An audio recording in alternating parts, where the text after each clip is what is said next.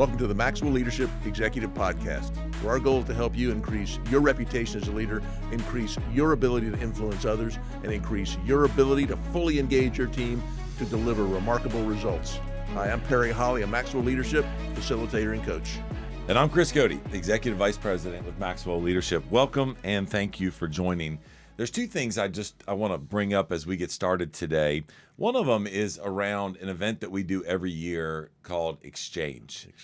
And it's one of my favorite events of the year that we do. It's titled Exchange. John has been doing it for over 22 years now. And we really talk about how do we exchange business ideas with leaders that are leading organizations and leading teams.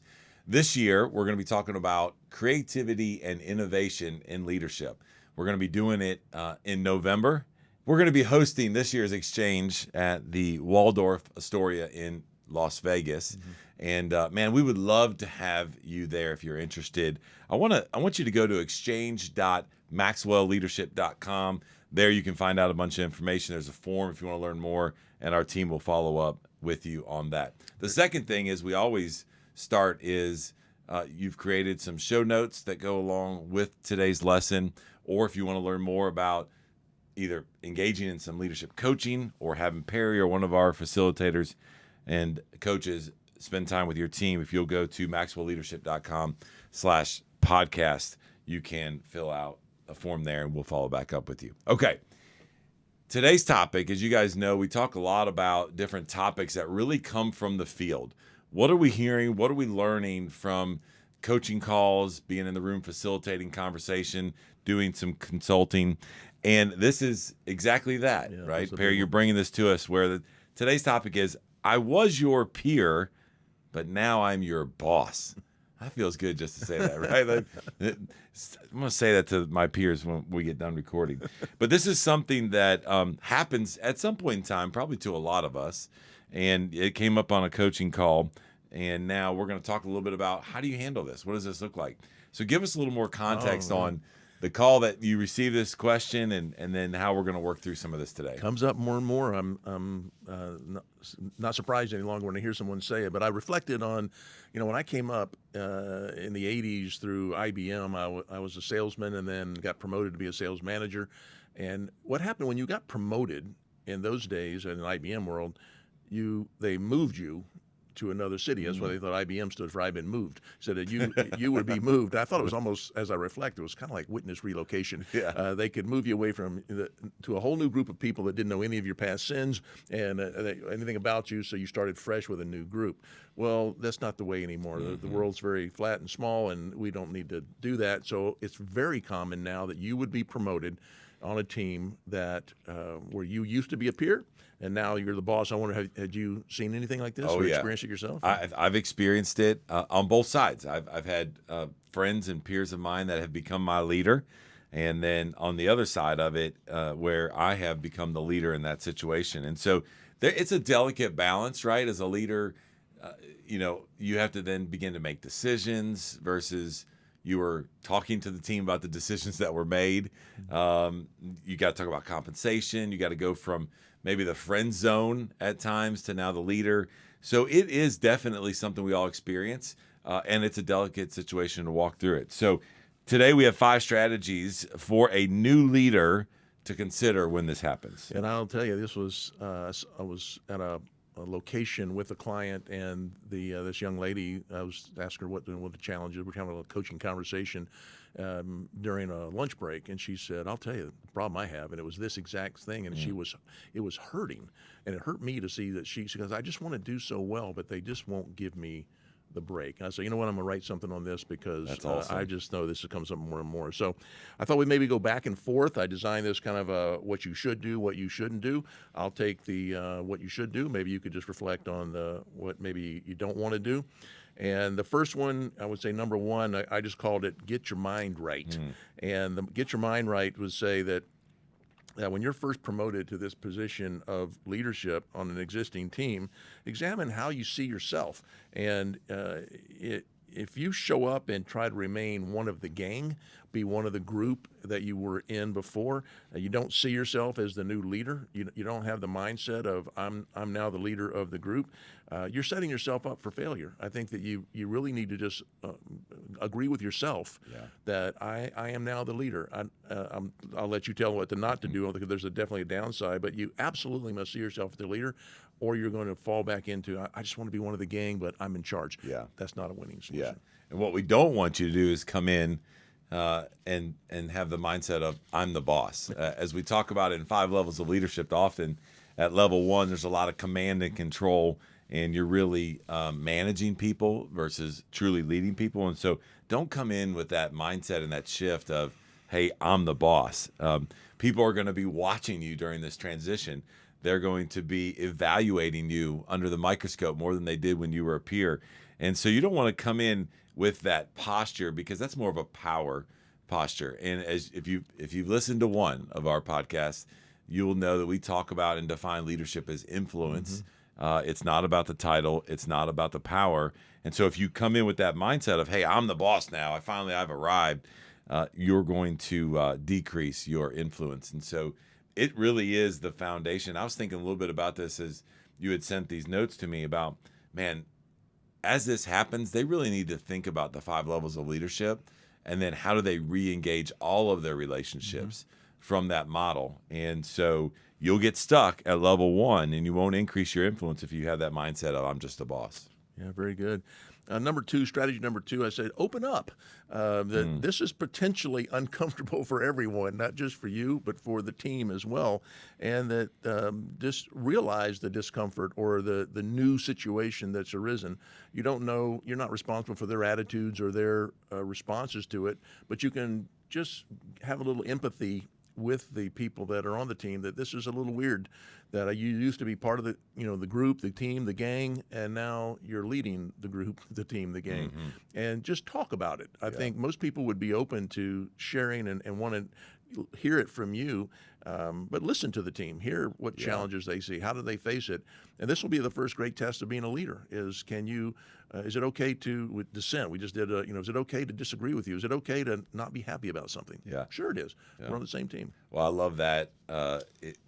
It not only is good advice in the beginning, but to your point just a minute ago, that's part of leadership in general, like listening to the team and opening up about that. Well, what not to do under this topic is don't act like nothing has changed, because it has. And there may have been other people on the team that were up for that same opportunity, that same promotion, and they didn't get it. They may be questioning why not them, and they may be questioning why you, which may be something that's very real. And so to your point, Perry, you just need to talk about it, and it is going to be the elephant in the room initially.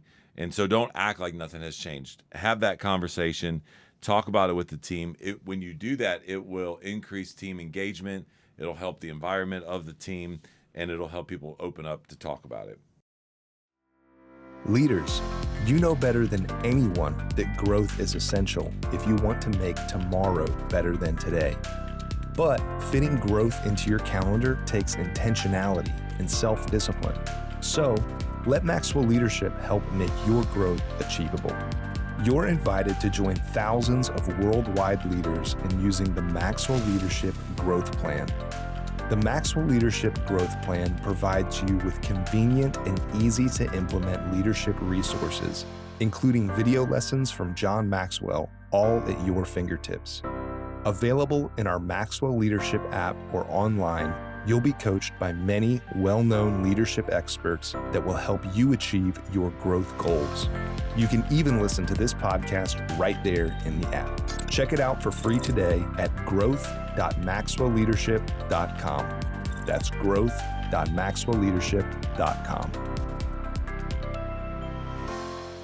Great point. And just a note on if you got promoted and someone got mad, by the way, we did a podcast on this. It was a long time ago, I think episode 25, but that's a leader problem. And so if you got promoted in your peer group and now you're the boss and people are mad, that's not on you. That is on that leader. I just said everyone on the team, I'm just talking to if you're promoting people on your team to be the boss over the peers, on their team, that's on you to know that. Have you done the work? Does everybody on your team should know where they stand? There should be no surprises that wow, I should have been me. They should know why it's not them. They should know. Everybody should know where they are in your view of progression in their career on this team. And if you promote one person and somebody else gets upset, then I think it's on the leader. You didn't do a good job of explaining that along the way. Have you seen that? Yeah, and I also think this is an interesting point. If as a leader this is happening to one of your teams, you should be out in front of that communication to the team as a whole, in addition to what you're talking about, whereas it should be happening on one-on-one basis with that team. We've talked about this before, to where anytime you have to have a difficult conversation, an annual review, a promotion, to your point, if at the time of that decision, individuals on your team are surprised, that's on you as a leader. There's a gap there. And so you need to make sure that you're going and communicating, not only to the team as a whole to set up that individual, but then also you should be doing it one-on-one for those that didn't get the role, so that they're not surprised why they didn't get the role at this time, right? At the time. Strategy number 3, I just call it know your role, that embrace your role as the leader. This means that you think like a leader, talk like a leader, walk like a leader, it goes back to having that leader mindset. But we talk about doing the things that only you can do. When you're an individual contributor, you have a role and a responsibility. When you become the leader, you have a different role and a different responsibility. Making that shift from being a soloist to being the conductor that we talk about. So are you embracing the role? Do you start talking about mission and vision? Do you communicate roles and responsibilities to others? Do you set a standard for performance? Do you look for holding people accountable? Do you have the difficult conversations? You start to do the things that leaders do when they're leading a team. I think it's so tempting here to stay, I can't. They'll laugh if I start talking mission and vision. No, it's now your role. And I think just recognizing that your role and responsibilities changed, embrace it, know your role. Yeah, and don't try to do what you used to do as an individual contributor as well as lead the team. Let me give a little bit of caveat. I think you still need to keep your toe in the water in regards to that. What I mean by that is we talk often about 5 levels of leadership. We talk often about level 3, where you gain influence by the team because of what you have produced for the organization, not only individually, but in and through your team. And so let's talk from a sales standpoint. You've talked about from IBM and other sales organizations that we've worked with. We often see sales leaders that have been promoted to that position because they were the number one individual contributor. It's probably not always the best decision, but that ends up happening a lot in teams. Well, you can compound that being a problem if that's not the right person, if that individual thinks they now need to also be the number one individual contributor and lead the team. I think you called it a super teammate, right? A super salesperson. Whereas, to your point, you still need to understand the climate, the economic situation, the customer. You still need to do that, and the best way to do that is to keep your toe in the water of what's going on from a sales standpoint. But you got to back up a little bit, to your point. You got to start thinking at a 30,000-foot view for the team and leading from that, while still, just barely staying in touch with what's going on with the client. Not the other way around. Not trying to be the number one sales producer and the sales leader. Well, a lot of people, I just was reading, we were doing some coaching around, Simon Sinek had done a video for us and talking about this promotion from being a soloist who does really a great job. Then you get promoted to be the conductor. You don't know how to conduct, so you go to being solo. That's why we get managers, not leaders. That we're focused so much on managing the business and the process, we don't think about leading the people. Yeah. So I'll just jump in and go deep on what I know is my expertise. So that's good. Lots of challenges there. But number 4 strategy was balance relationships and boundaries. Most likely you were on this team, you had great relationships on the team. It's tempting when you become this leader to treat people in the relationships differently, that you say, well, I need to act differently. So some may actually be expecting you to be different. They may be looking for you. Oh, now you're the boss. Oh, well, let's see how you act on doing that. But don't be different. Be you. I think you should be you when you're on the team. You should be you when you're leading the team. And I think the single greatest thing you can do to remain and really grow those relationships is to be authentic and be true to who you are. And just because you became the boss doesn't mean you're smarter or better looking. Well, sometimes for you did, but than you were before you became the boss. So, thinking about boundaries and knowing where to draw lines and put fences may become the most important thing you do. But I think so. It's tempting to, well, gosh, you really changed when you became the boss. I don't want to hear that. I want to still be true to who I am. Yeah, you probably have a group of peers or friends that maybe you're closer to than others that are on your team. And when this happens, one of the things that we want you not to do is to let one person on the team become really maybe too familiar with you, or you are too familiar with them. Then you get the whole outside of work, extra friendly, favoritism, whatever that might look like. Let's say you're a sales director and a leader, and maybe there's a cue in how you're pushing out leads, and people are like, he's, Perry and him having a beer, twice a week, and they're talking about, just be aware of that. Don't become too familiar with one individual on the team. Be yourself, right? You grew your influence with the team. Now you got to think about your influence a little bit different as you're leading, and you may have to set up some boundaries. Not saying that we need to kill the friendship and to never do that. I believe we should be doing work with people that we enjoy doing work with, and I think it's just really kind of setting up those healthy boundaries. Well, it also goes back to just talking about it to someone. Say, hey, I know we have a great relationship. We've been friends on this team for a long time. I don't want that to change. However, I just need to, as we're at work, and maybe you wait till you notice that they're being a little familiar, calling you by your buddy softball name that your nickname, locker room. Maybe you take them aside and say, you really help me out if we could not be too familiar at work, but I want to still have that relationship. I'm not making it like this is the easiest thing in the world. No, it's not. It's odd to do that. But finally, number 5 strategy, I just said, can you balance care with candor? That, holding people accountable, having difficult conversations, addressing performance needs and performance failures, overcoming setbacks and mistakes. That's all part of being a leader and being able to have those difficult or direct conversations. But now you're with people that you really know really well, and it could be difficult, it could be challenging with people who used to be your peers. So I've said that, I want to step up to these difficult conversations. I don't want to let them linger because they never get better. But can I balance? This is the statement John left us with in the 5 levels of leadership about balancing care with candor, is that instead of being all care, I don't want to hurt the relationship, which could be dysfunctional. I want to reveal some candor, be straight with people, talk straight. If you're all candor, though, if you get really over top tough, it becomes distance between you, and we don't want that either. So if you can balance the care and candor, just it's going to be odd for a bit, but you need to do it. Yeah, absolutely.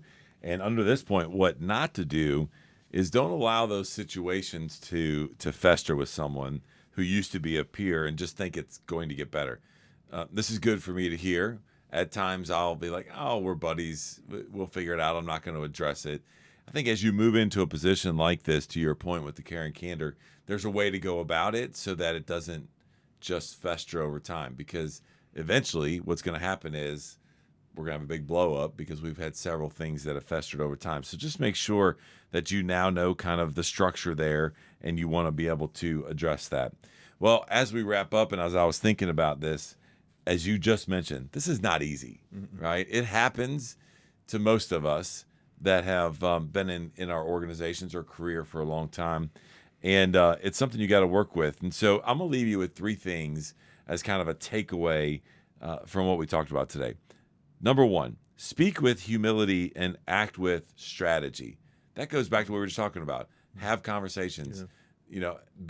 Have that humility side of you. You're not better than them.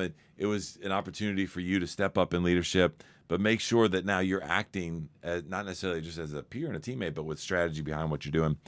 Establish a tone. I think we could probably all like benefit from that, even if you weren't being promoted from just your peers, right, as a leader. And then finally, stay patient during this transition process. It is, as Perry mentioned early as we started with IBM, hey, drop you into a new team. You don't necessarily have to be patient with your leadership and that transition. This one you do. You're not going to walk in on Monday after you've been promoted and all of a sudden, have the influence of the team that were your peers. There's going to be a lot of questions. It's going to take time. And so I just want to encourage you to stay patient as you have this opportunity. It's a privilege to lead people. Congratulations on getting promoted. Now it's time to get to work, so be patient Well, with I it. just gave another idea there, was that it's really how important it is, even while you were a peer, developing your influence. When they dropped me in a new city, I became level 1 with all 11 of my new reports. I was starting at 1. We knew nothing about it. I had to start from scratch. When you get promoted with your peers, you have a little bit of a leg up if you've been working from an influence mindset. You are developing influence with your team, and you have level 2, level 3 with you're producing results together. good. You may even be level 4, helping each other develop and become better. When you get promoted, you still have that influence. You have to overcome some of these challenges we talk about, perhaps, but you should be way down the road than somebody that got parachuted into a new city and started from a 1 all the way across. But you have to be, that should be the work you're doing today before you get promoted. Be working on your influence, so when you do get promoted, it's a positive influence that will go with you into your new role to do that. Well, thanks, Chris. And just a reminder, if you want that learner guide, you want to learn more about our offerings, you want to leave us a comment or a question, you can do all of that at maxwellleadership.com/podcast. We love hearing from you and we're very grateful you'd spend this time with us. That's all today from the Maxwell Leadership Executive Podcast.